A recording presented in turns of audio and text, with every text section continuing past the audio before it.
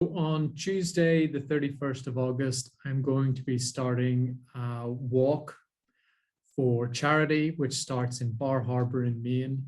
And I'm going to be walking 1,200 miles to Jacksonville in North Carolina. In just a few short days, Chris Brannigan, who's a major in the British Army, will start the longest journey of his life. I'll be carrying 55 pounds of my military kit with me, everything I need to survive, to sleep at the side of the road and take care of myself.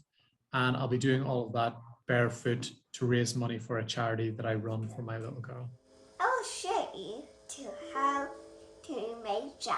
Hasti is 9. She's just an incredibly bubbly, lovely little girl. Chris's daughter has a rare genetic condition called Cornelia de Long syndrome, or CDLS. It's caused by a mutation in a single gene that results in a devastating disorder. Fewer than 200,000 people in the U.S. are affected by it. It's a condition that is life-limiting and life-shortening, and ultimately it means that Hasti will never be able to achieve an independent life. And it comes with a whole list of medical complications, cardiac problems, cognitive disability, growth problems, etc. Chris and his wife started their charity, A Hope for Hasti, 3 years ago, right after their daughter was diagnosed. We always knew Hasti had something going on, and it took us 6 years to find out. And that's very common for rare disease families, to take years to get a diagnosis. The day after we took Hasti home from the hospital, she had a seizure the day after she was born.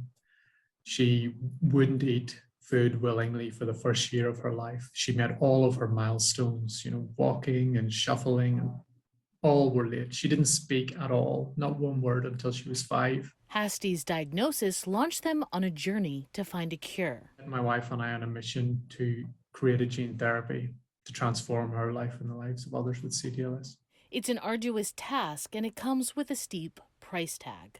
We need to raise about $3.5 million.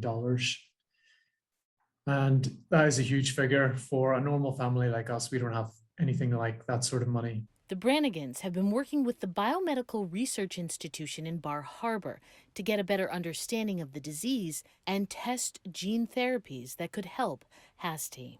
We've learned from gene therapy that the earlier that you can intervene, the most benefit you're likely going to have. And for kids like Hasti, I think that while we may never have necessarily a cure for all of the developmental features and the clinical deficits associated with it, there is a hope to improve the quality of life.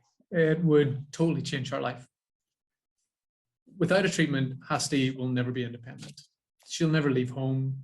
She'll never marry. She probably won't finish school in any meaningful way. A treatment for her would mean the ability to achieve her dreams. Every step he takes on his 1,200-mile journey, he hopes will get him closer to a clinical trial, but time is of the essence. Hasti's condition gets worse from puberty, and she's 10 in December. So that's really close, and it's really urgent that we raise this money and finish these trials so we can change her life. Jackson Laboratory is currently working on the gene therapy that's being studied in mice models. The next step is to make sure the gene therapy is safe and that it works. Then it needs FDA approval. All this before it's ready for his daughter. Just watching the families and what they go through, it's inspiring, but it's also a little heartbreaking, as well, that this is their reality. We just want to do everything we can, to help and alleviate, and get the answers, as quick as we possibly can, to help them get, to the end of their journey as quickly as they can.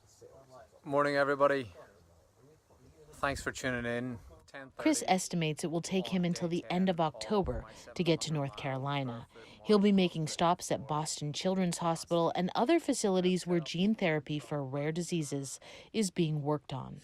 I'm going to be wearing my yellow shirt, which has got a lovely American flag on it. And I have a sign on my back which says, "How far would you go for your child?" which is blue. If people see me or at the side of the road and want to give me a wave or beep the horn as they go past, that really helps. That would be great.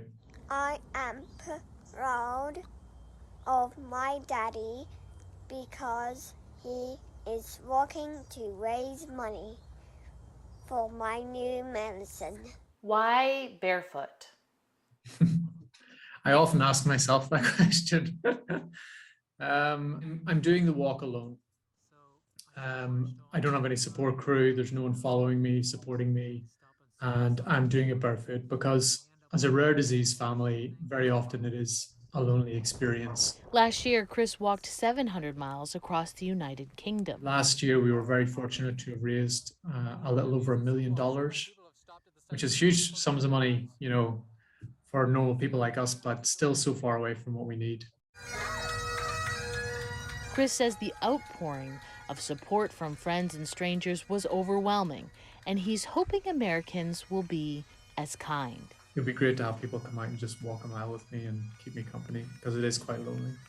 And Maine's a big place. Going the distance with a heart full of hope that a cure for his daughter is close. I'm just a normal guy. I'm probably not that bright.